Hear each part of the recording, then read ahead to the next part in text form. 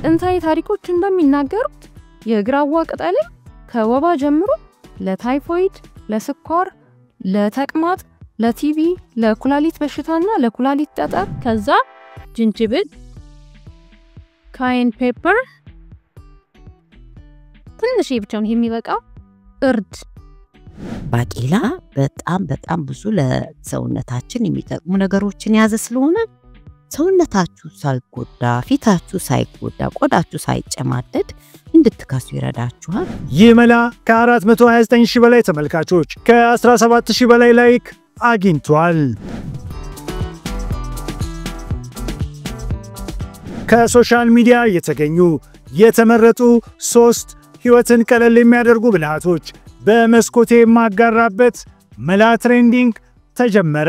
ለዛሬ የመጀመሪያ ያደረኩት ሆድን ለማጽዳት የሚዘጋጅ መላ የምትነግረን ፍቱን መላ ነው ብላናለች። በቀላሉ በቤት ውስጥ የሚዘጋጅ ነው። ይህ ቪዲዮ ዴይ ቱ ዴይ ሊቪንግ ከተባለ አካውንት የተገኘ ሲሆን ይህ መላ ከ429 ሺህ በላይ ተመልካቾች ከ17 ሺህ በላይ ላይክ አግኝቷል። ይሄንን ሳምንት ሆድ እየተነፋ አስቸገረኝ ለካ ሳምንት ሙሉ የጅንጅብልና የሎሚ ዲታክስ አልጠጣም። አሁን እሰራለሁ። ሎሚ እንደዘረጋለሁ ከዛ ጅንጅብል፣ ካይን ፔፐር ትንሽ ብቻውን የሚበቃው እርድ አርጌ ውሃ አርጌ አንድ ላይ እፈጨዋለሁ ከዛ አጠለዋለሁ። ይሄንን አልደፋውም ለአትክልቴ አደርገዋለሁ። ምንም የሚደፋ ነገር የለው።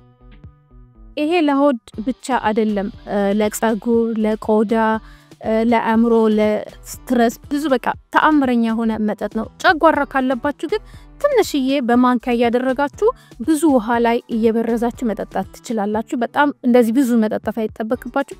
ቆንጆ ነገር የሆነ ጠቃሚ የሆነ ነገር ወደ ኮሚኒቲያችን ማምጣት በጣም ግዴታችን ነውና እርስ በርሳችን ምናቀውን እንከፋፈል።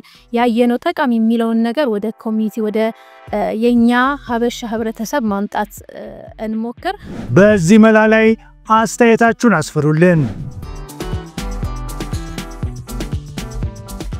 ወደሚቀጥለው መላ ስናልፍ ለጤናው ፍቱን መላ ነው ግራዋን ተጠቀሙት የሚሉን እጻፈውሶች ሲሆኑ 836 ሺህ በላይ እይታና ከ17 ሺህ በላይ ላይክ አግኝተዋል። ግራዋ ለብዙዎቻችን በጣም የሚከብድ መራራ ጣዕም ቢኖረውም ግን አስገራሚ የሆኑ የጤና ጥቅሞች እንዳሉት ታውቃላችሁ። ምሬቱን ታግሶ ለተጠቀመው ግን ተቆጥረው የማያልቁ እጅግ በጣም ብዙ ጥቅሞች ለሰውነታችን ይሰጣል። በሳይንሳዊ አጠራሩ ቨርኖኒያ አሚግዳሊና በመባል የሚታወቀው ግራዋ ከሰሃራ በታች ባሉ ብዙ የአፍሪካ አገራት ይበቅላል። ይሄ ተክል በብዙዎቹ አገራት ውስጥ እንደ ባህላዊ መድኃኒት ተደርጎም ይቆጠራል። ጥንታዊ ታሪኮች እንደሚናገሩት የግራዋ ቅጠል ከወባ ጀምሮ ለታይፎይድ፣ ለስኳር፣ ለተቅማጥ፣ ለቲቢ፣ ለኩላሊት በሽታና ለኩላሊት ጠጠር አሁን ደግሞ ለሆድ ድርቀት ክብደትን ለመቀነስና ለአንጀት ጤና ምርጥ መላ ባቄላ ጄሪ ኦርጋኒክ በሚል አካውንት ከ297 ሺህ በላይ እይታ ያላት ከ4 ሺህ በላይ ላይክ አግኝታለች።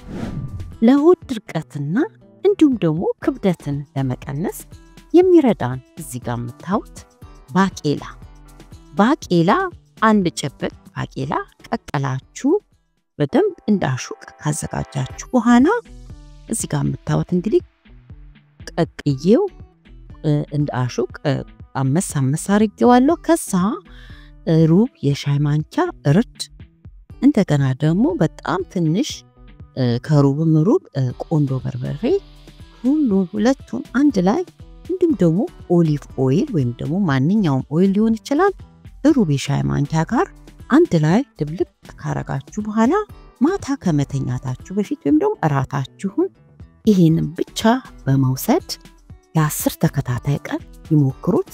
ሆድ ድርቀት ሆድን ለማለስለስ እንዲሁም ደግሞ ክብደትን ለመቀነስ በጣም ይረዳል።